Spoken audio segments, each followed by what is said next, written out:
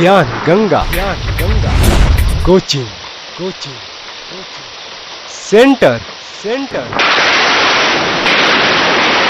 Bye CID sir.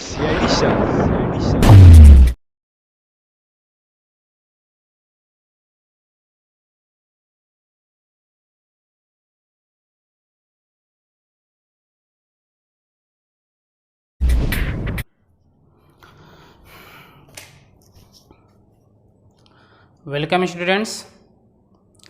आज हम लोग रिफ्रैक्टिव इंडेक्स के बारे में पढ़ेंगे, यानी अपवर्तनांक होता क्या चीज़ है। ठीक, तो अपवर्तनांक पढ़ने से पहले हम लोग थोड़ा पिछले टॉपिक का आवर्धन के बारे में समझ लेते हैं कि आवर्धन एक्चुअल में होता क्या चीज़ है, आवर्धन कहता क्या है। ठीक, तो जो आवर्धन होता है ये एक अवतल दर्पण है, ठीक, जिसमें एक वस्तु है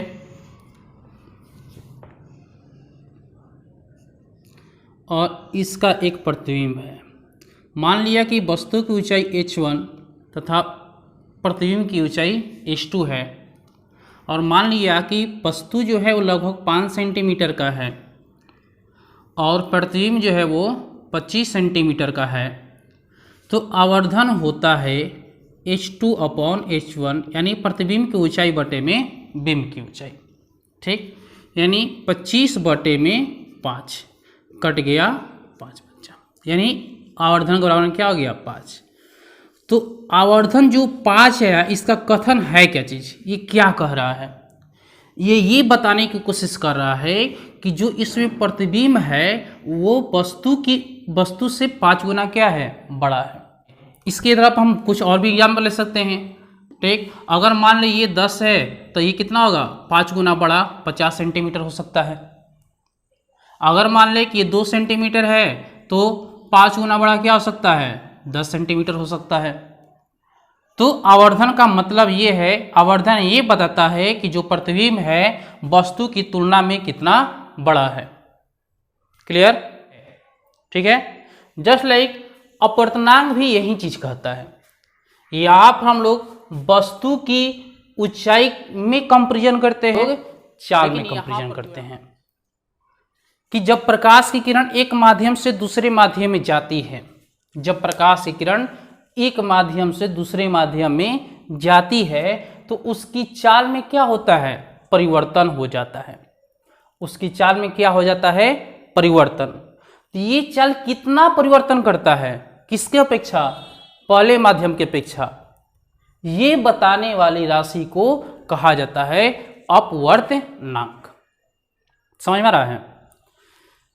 ये जो है जब प्रकाश की चाल पहले माध्यम से दूसरे माध्यम में जाती है तो दूसरे माध्यम में जो प्रकाश की चाल है पहले माध्यम की अपेक्षा कितना अधिक या फिर कितना कम है, यही बताने वाली राशि को कहा जाता है अपवर्तनांक।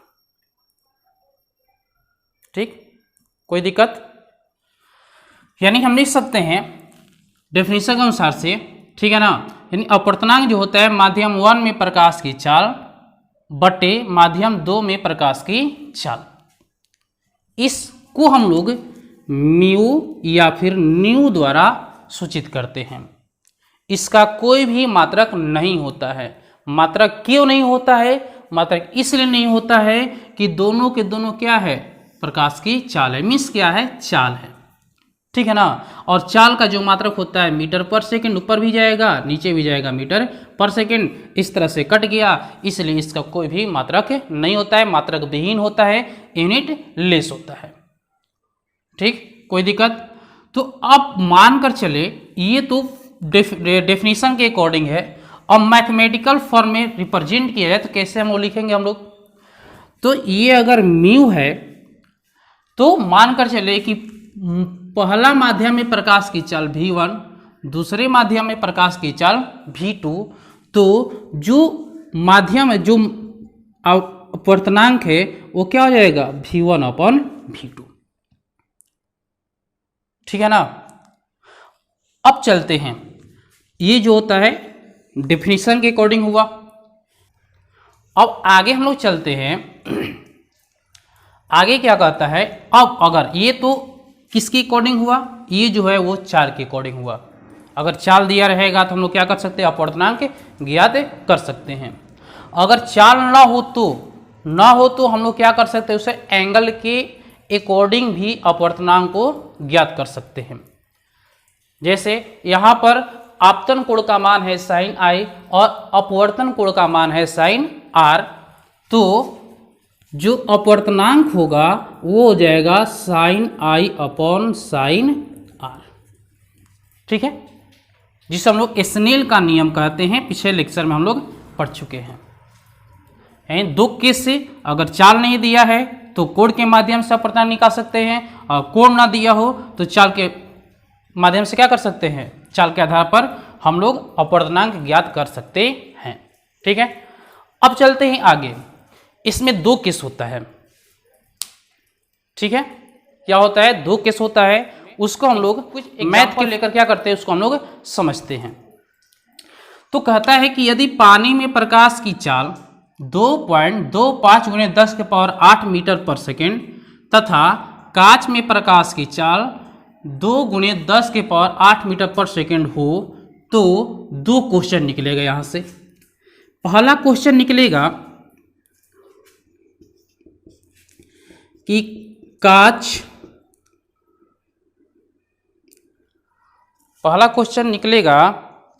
कांच की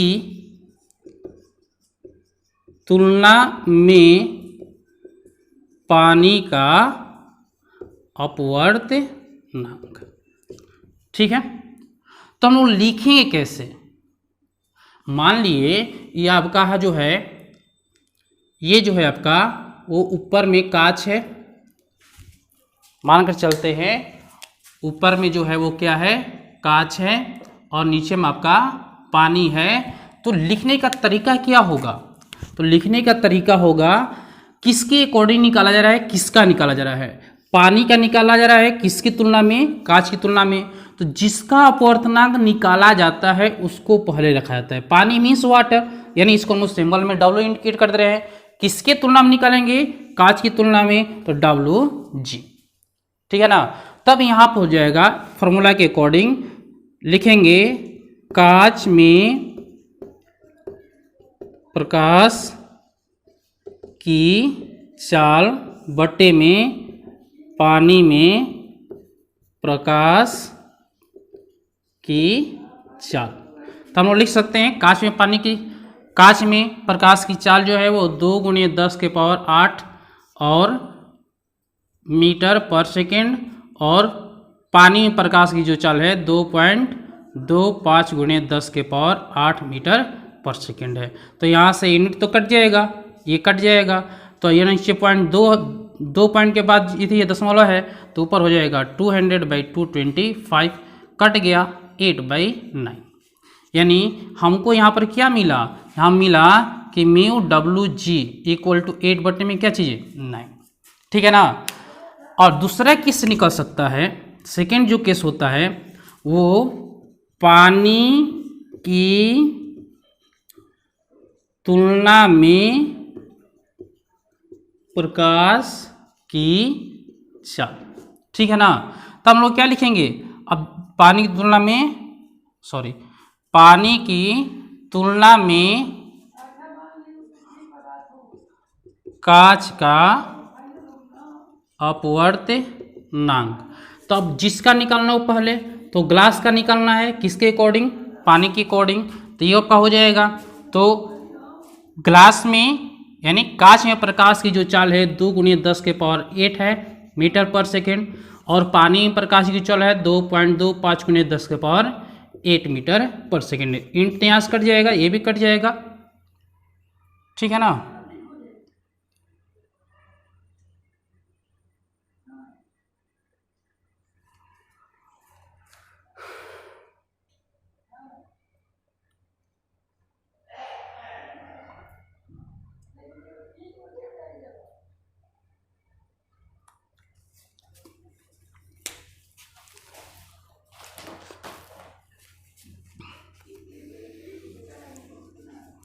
चलिए दूसरा केस होता है पानी की तुलना में कांच का अपवर्तनांक। तो हम लिख सकते हैं म्यू, किसका निकालना है, ग्लास का, किसके अकॉर्डिंग, वाटर के अकॉर्डिंग। तो ग्लास यानी कांच में पानी की जो चाल होती है, कांच में पानी की जो चाल होती है, यानी पढ़ लिखेंगे हम लोग क्या चीज़, वाटर लिखेंगे। तो वाटर में पानी की चाल कितना होता है, 2.25 × 10⁸ मीटर पर सेकेंड, और कांच में होता है 2 × 10⁸ मीटर पर सेकेंड। फिर से यहाँ से यूनिट कट जाएगा, ये कट जाएगा, 2 अंक के बाद दशमलव है तो दशमलव नीचे चला जाएगा, 225/200 यानी मिल जाएगा यहाँ पर 8/9। तब यहाँ पर जो हुआ μ/G/W वो क्या हो गया, 8/9, सॉरी यहाँ पर हो गया 9/8, तो क्या हो जाएगा 9/8। अब ये क्या बता रहा है, ये जो है वो लेस देन 1 है, क्यों लेस देन 1 है, सॉरी ये जो है ग्रेटर देन 1 है, क्यों ग्रेटर देन 1 है, क्योंकि हर जो है वो अंश से छोटा है। जब हर अंश से छोटा हो तो क्या होता है, 1 से बड़ा होता है। जब हर एक अंश से बड़ा हो जाता है तब क्या होता है, वो 1 से छोटा होता है। समझ में आ रहा है। जब भी डिनोमिनेटर न्यूमरेटर से छोटा हो जाता है तब वो 1 से बड़ा होता है, लेकिन जे ही डिनोमिनेटर न्यूमरेटर से बड़ा हो जाता है तो क्या होता है, वो 1 से छोटा हो जाता है। ठीक है, तो इन दोनों का मतलब है क्या चीज, कहा नाम क्या है, ये क्या कह रहा है। तो यहां पर हम लोग समझते हैं कि जब रिफ्रैक्टिव इंडेक्स 2 गो निकला, एक निकला है लेस देन 1 और रिफ्रैक्टिव इंडेक्स एक निकला जो है वो ग्रेटर देन 1 निकला है। इसका मतलब क्या चीज है, इसका मतलब ये है कि इसका मतलब है कि अगर रिफ्रैक्टिव इंडेक्स 1 से कम हो जाए, रिफ्रैक्टिव इंडेक्स क्या हो जाए, 1 से कम हो जाए, तो जो दूसरा माध्यम है पहले माध्यम की अपेक्षा सघन होगा। ठीक है, अगर रिफ्रैक्टिव इंडेक्स क्या हो जाए, अगर अपवर्तनांक 1 से कम हो जाए तो जो दूसरा माध्यम है पहले की तुलना में सघन होगा। ठीक है, क्या होगा, सघन होगा। क्यों होगा, क्योंकि इसमें जो प्रकाश की चाल है इसके अपेक्षा क्या है,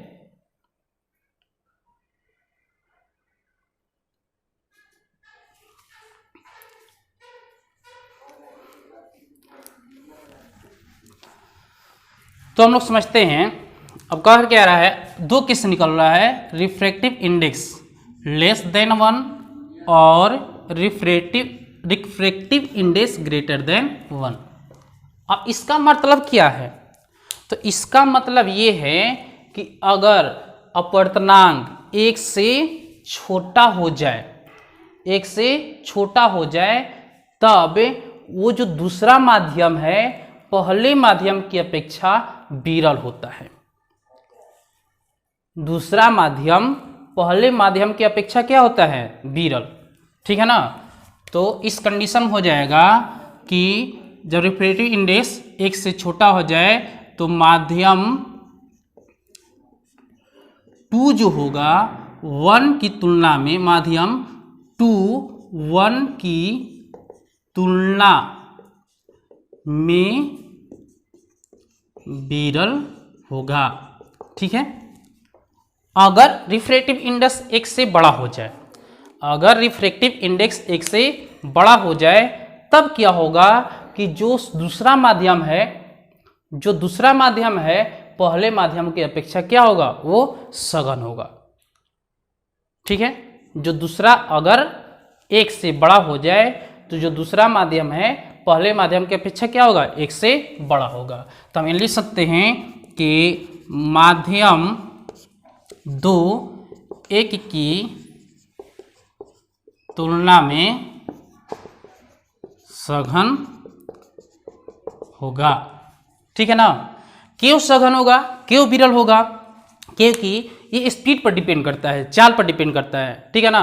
क्योंकि यहाँ पर देख रहे हैं अगर लेस देन 1 होता है तो दूसरे माध्यम की जो चाल होता है वो क्या है, ज़्यादा है, किसके अपेक्षा, पहले की अपेक्षा, इसलिए ये क्या हो जाएगा, विरल होगा, ठीक है ना। लेकिन यहाँ सेकंड केस में देख रहे हैं रिफ्रैक्टिव इंडेक्स 1 से बड़ा हो जा रहा है, तो देख रहे हैं कि जो दूसरे माध्यम की चाल है पहले माध्यम की अपेक्षा क्या है, कम है, ठीक है ना। इसलिए क्या होगा, ये सघन माध्यम होगा। कोई दिक्कत, कोई दिक्कत नहीं है।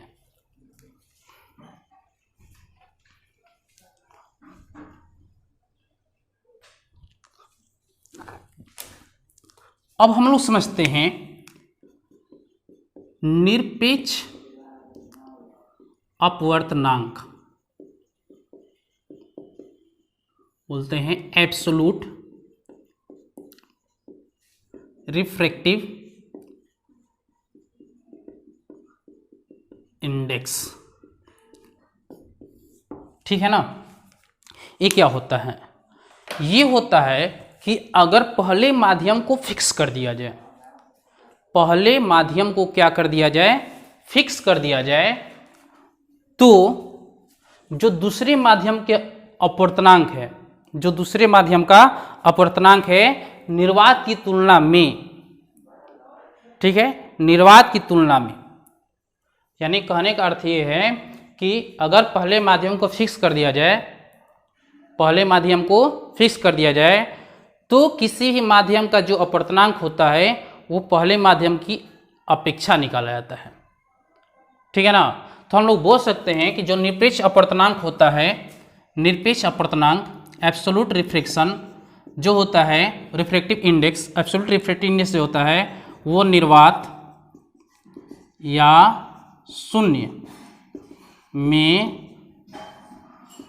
प्रकाश की चाल बटे में क्या चीज, दिए गए माध्यम में प्रकाश की चाल, दिए गए माध्यम में प्रकाश की चाल। समझ में आ रहा है, करना क्या है, इसमें सिर्फ एक माध्यम को, पहले माध्यम को फिक्स कर दिया जाता है, ठीक है। तो जिस माध्यम का अपवर्तनांक होता है वो पहले माध्यम का अपेक्षा, यानी निर्वात की अपेक्षा जो निकाला जाता है उसी को हम लोग क्या कहते हैं, निरपेक्ष अपवर्तनांक कहते हैं। इसे हम लोग म्यू एम या म्यू 2 से इंडिकेट किया जाता है। क्यों, क्योंकि पहला माध्यम क्या है, शून्य है, निर्वात है, ठीक है ना, इसलिए उस माध्यम को यहां पर रिप्रेजेंट नहीं किया जाता है। कोई दिक्कत,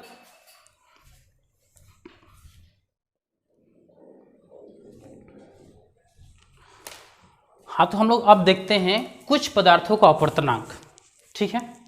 जैसे निर्वात में निर्वात का अपवर्तनांक होता है 1, हवा का 1.003 होता है, पानी का 1.33 होता है, कांच का 1.5 होता है, इसी तरह से बाकी सारे का होता है।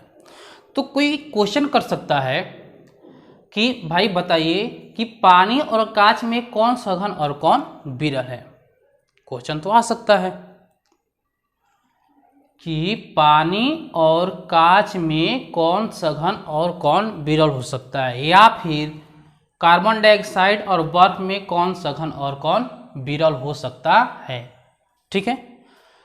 तो अब हम लोग यहाँ पर देखते हैं, जिसका अपवर्तनांक जितना ही अधिक होता है, जिसका अपवर्तनांक जितना ही अधिक होता है वो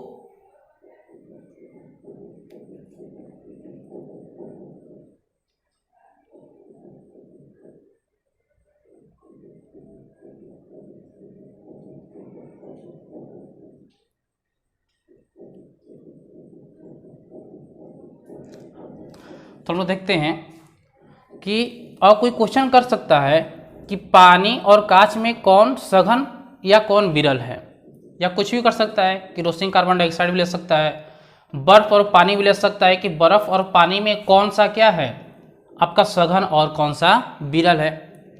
तो जिस माध्यम का अपवर्तनांक जितना ही अधिक होता है, जिस माध्यम का अपवर्तनांक जितना ही अधिक होता है वो उतना ही क्या होता है, सघन होता है। जैसे यहाँ पर कांच और पानी का पूछा जा रहा है, तो कांच का अपवर्तनांक पानी की अपेक्षा क्या है, अधिक है, तो ये क्या होगा, ये आपका सघन होगा। यानी जिस भी पदार्थ का अपवर्तनांक अधिक होता है वो क्या होता है, अधिक सघन होता है। ठीक है, जिसका अपवर्तनांक अधिक वो सघन अधिक होता है। ठीक है ना। तो पानी और कांच में कौन सा सघन कहलाएगा, कांच कहलाएगा। ठीक है, कोई पूछ दे कि पानी और बर्फ में कौन सा सघन है या कौन सा विरल है, तो पानी और बर्फ में किसका अपवर्तनांक अधिक है, पानी का है, इसलिए पानी क्या कहलाएगा, सघन माध्यम कहलाएगा। ठीक है ना। और कुछ हम यहाँ पर हम लोग न्यूमेरिकल्स बनाते हैं।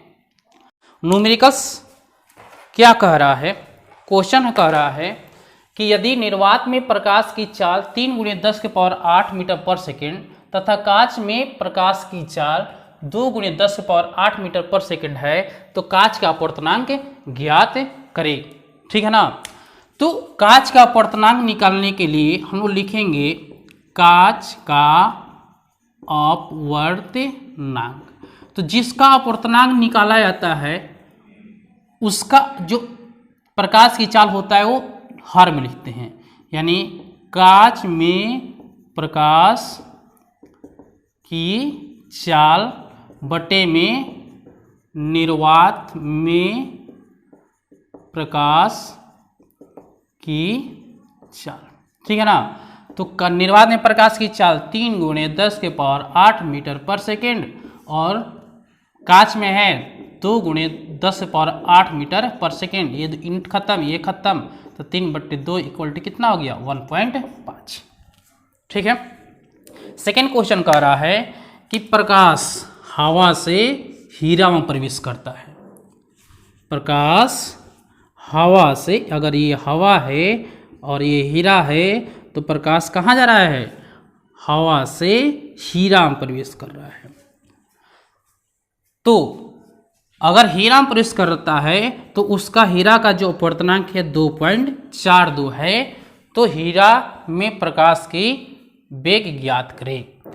यानी इसका कथन ये है कि जो हीरा की जो चाल है, जो हीरा की अपवर्तनांक है, वो किसके अपेक्षा है, हवा के अपेक्षा। ठीक है ना। तो हम लिख सकते हैं कि हीरा का अपवर्तनांक इक्वल टू हवा में प्रकाश की चाल बटे में हीरा में प्रकाश की चाल। ठीक है ना। तो अपवर्तनांक दिया 2.42, हवा में प्रकाश की चाल होता है 3 × 10⁸ मीटर पर सेकेंड। अब मान कर चलते हैं कि हीरा में प्रकाश की जो चाल है वो 1 मीटर पर सेकेंड है, तो यूनिट यहाँ से तो कैंसिल हो जाएगा। तो यहाँ पर जो होगा वो 3 × 10⁸ बटे में क्या होगा, 2.42 पॉइंट है, तो इस पॉइंट के बदले क्या जाएगा, 2 ऊपर जाएगा, 242 × 10⁸ कितना हो जाएगा, 8। तब इसको सोल्व करेंगे 1.24 × 10⁸ मीटर पर सेकेंड होगा। ठीक, कोई दिक्कत।